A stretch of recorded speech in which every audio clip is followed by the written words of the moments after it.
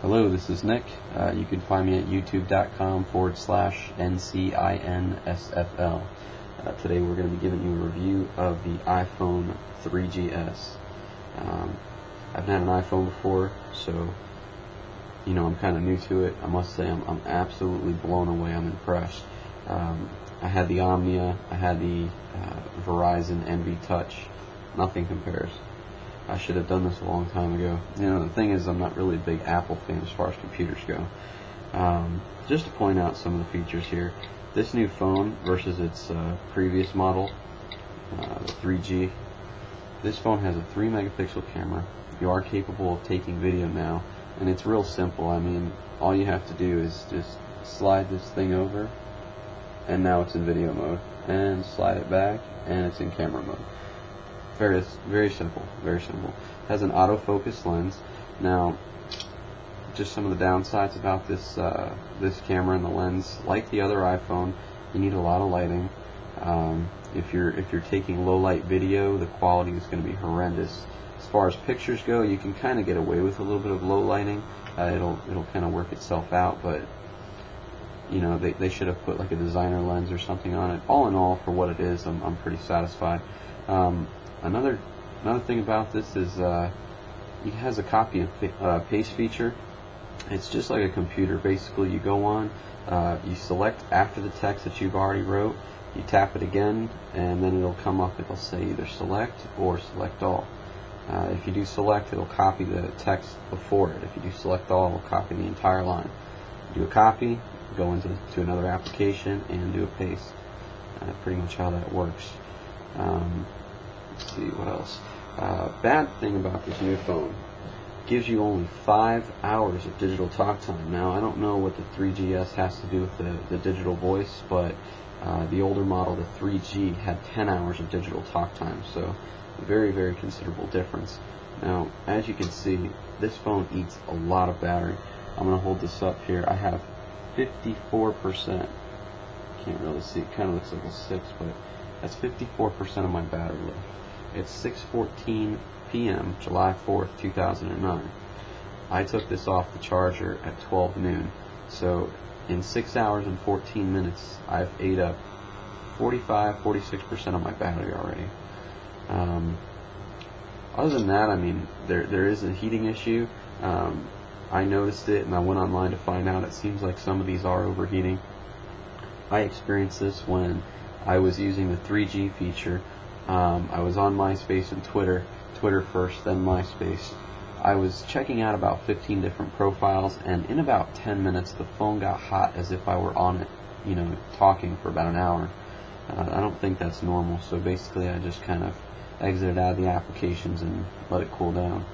It blows through battery fast that way too, the whole browsing a lot. Bad side about Apple phone is their warranty. They only offer you a 1-year warranty through Apple. You cannot get it through AT&T.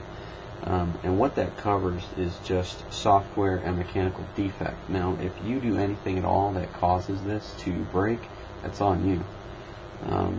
There is alternatives, though, and a lot of people don't know this. There's 2 companies out there, one of which I'm familiar with, and one I'm not. The one that I don't really know too much about, it's called BuyShield, or BuyShield. And I think it works the same way as a cell phone. Cell phone plan as far as protection goes. Now, there's another company which I'm very familiar with as far as my sales go on eBay. It's called SquareTrade. Now, with SquareTrade, you have 30 days to purchase this. And depending on what size iPhone you got, it doesn't matter if it's 3G or 3GS. 3G only applies to the 8 gigabyte, but as far as 3G and 3GS, 16 gig and 32 gig, same price for the warranty. You get 2 years of coverage for $96 on, let's see, that's for an 8 gigabyte. Let me double check that. Okay, so basically each year of coverage is going to cost you $38 for the 8 gig, $48 for 16 gig, and $58 for the 32 gig. Now that's just for 1 year. So basically it costs you about $3.20 a month for an 8 gig, $4 a month for a 16 gig, and $4.80 for a 32 gig. So with reference to what a cell phone company would charge you, this blows it out of the water. It's much cheaper. How it works is, if they can't repair it or fix your problem, they will send you the money that you paid for your iPhone up to a certain amount. So if you bought an 8 gig, they'll give you up to $299 in a check to go buy another iPhone if they can't repair it. 16 gig would be up to $399, and 32 gig would be $499. Also, what it covers is damage, spills. Cell phone company won't cover that. You get your phone wet, you gotta throw it out. You gotta buy one out of pocket at full retail. You might be buying a little dinky flip phone for $400. This coverage will cover you for spills. If you accidentally drop it, you shatter the screen. If it fell out of your pocket and got ran over, now that's a little iffy. You'd have to call them on that. But as long as you didn't purposely damage your device, they'll cover it. The only thing is, it does not cover theft. So if there's any kind of issue where it needs to be replaced as far as a functioning feature, go ahead and bring it into the Apple Store. If it's anything else, then you go ahead and address it through SquareTrade. Now let's say you did lose it.